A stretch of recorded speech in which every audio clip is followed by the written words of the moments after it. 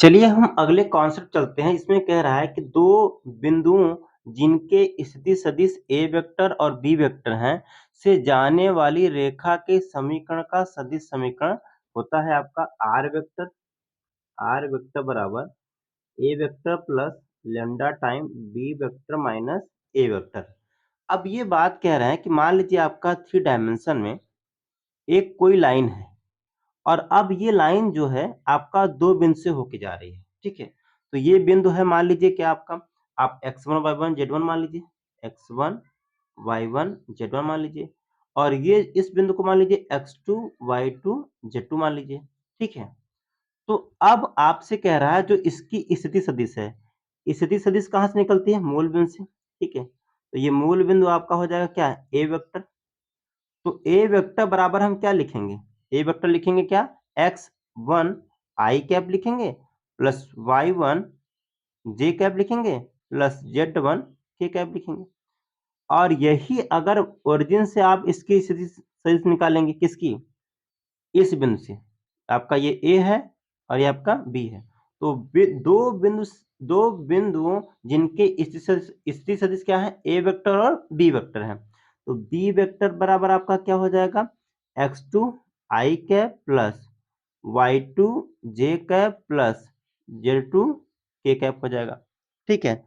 तो अब हमें कह रहा है कि मान लीजिए आपके पास दो वेक्टर हों, इनकी स्थिति सदिश आपको पता हो, से जाने वाली रेखा के समीकरण का सदिश समीकरण निकालिए। तो ये है आपका सदिश रूप। कौन सा रूप है ये?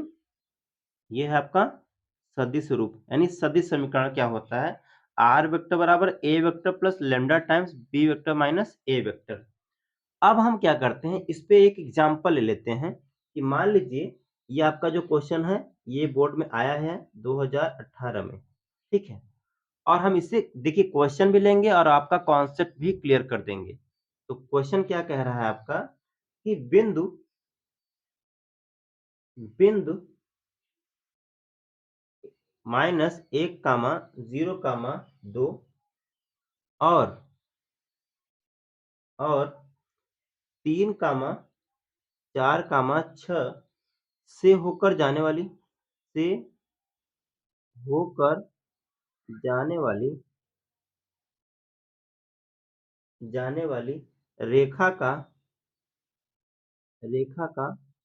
सदिश समीकरण ज्ञात कीजिए, ठीक है। कौन सा समीकरण निकालना है आपको?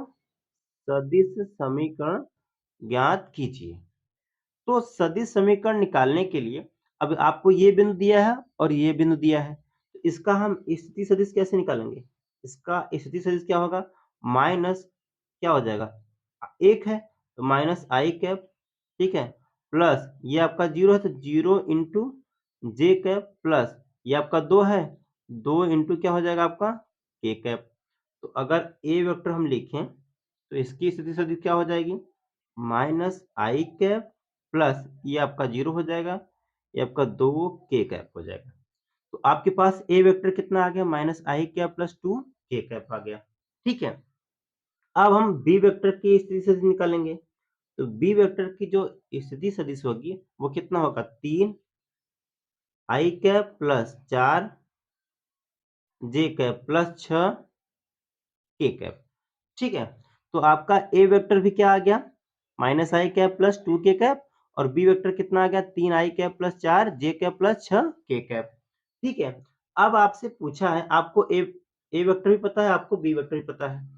अब जो फार्मूला होता है हमारा कि सदिश रूप का आर वेक्टर बराबर A vector plus lambda times B vector minus A vector.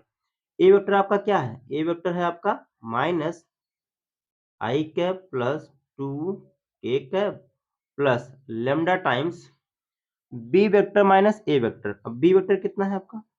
3 I cap plus 4 J cap plus 6 K cap minus A vector क्या है आपका? माइनस आई कैप प्लस 2 के कैप, ठीक है। तो ये आपका है। अब क्या करेंगे? आर वेक्टर बराबर आप लिखेंगे माइनस आई कैप प्लस 2 के कैप प्लस लेमडा टाइम्स आप क्या करेंगे कि 3 I cap plus 4 J cap plus 6 K cap, minus minus का गुणा करेंगे तो प्लस आई कैप और माइनस क्या क्या हो जाएगा 2 के कैप हो जाएगा। तो इसे अगर और आगे रूप में लिखना चाहेंगे तो हम क्या लिख सकते हैं, माइनस आई कैप प्लस 2 के cap plus lambda times 3 I cap और 1 आई कैप हो जाएगा आपका 4 आई कैप प्लस 4 जे कैप, ठीक है, प्लस 6 के में से 2 के निकल जाएगा, अब 4 के कैप हो जाएगा। तो ये आपका रिजल्ट हो जाएगा सदिश रूप में। किस रूप में हो जाएगा आपका? सदिश रूप में। अगर आपका दो बिंदु से होकर जाएगी तब फार्मूला हो जाएगा आर वेक्टर बराबर A vector plus lambda times B vector minus A vector. ये सिर्फ दो बिंदुओं के लिए निकाला जाएगा। अब कभी कभी पूछता है कि इसका कार्तीय रूप भी, तो कार्तीय रूप क्या पूछेंगे कि इसी का कार्तीय रूप ज्ञात कीजिए। सदिश रूप हो गया, ये कौन सा है आपका? सदिश रूप, ठीक है। अब इसी में मैं बता दे रहा हूं कि कार्तीय रूप भी बहुत आसान होता है। कार्तीय रूप का जो फार्मूला होता है वो होता है कि भाई x माइनस x1, अब हम इसे क्या मानेंगे x1 y1 z1 और इसे क्या मानेंगे x2 y2 और z2, ठीक है। तो कार्तीय रूप हो जाएगा x माइनस x1 बटे x2 माइनस x1, ठीक है, बराबर आपका पूछेगा y माइनस y1 बटे y2 माइनस y1 बराबर z माइनस z1 बटे z2 माइनस z1, ठीक है। तो बड़ा सिंपल है ये कार्तीय रूप, यानी x माइनस x1 कितना है? x1 है आपके पास -1, ये x के पास कितना है -1, तो ये हो जाएगा +1 बटे x2 माइनस x1, ये x2 कितना है 3, अब माइनस x1 करेंगे तो ये हो जाएगा आपका कितना 3 माइनस -1 हो जाएगा बराबर y माइनस y1 कितना है? y1 है आपका 0 बटे y2 माइनस y1, y2 कितना है आपका 4, y2 है आपका 4 माइनस y2 माइनस y1 कितना है आपका 0, y1 कितना है आपका 0, ठीक है, बराबर z माइनस z1 कितना है आपका 2 बटे z2 माइनस z1, z2 कितना है आपका 6 माइनस z1 कितना है आपका 2। तो टोटल आपका जो रिजल्ट होगा x प्लस 1 बटे माइनस माइनस प्लस यानी x प्लस 1 बटे 4 हो जाएगा बराबर y बटे आपका 4 हो जाएगा और बराबर z माइनस 2 बटे 6 में 2 गया आपका 4 हो जाएगा। तो ये कौन सा रूप हो गया आपका? ये हो गया कार्तीय रूप, ठीक है। ये कौन सा रूप हो गया?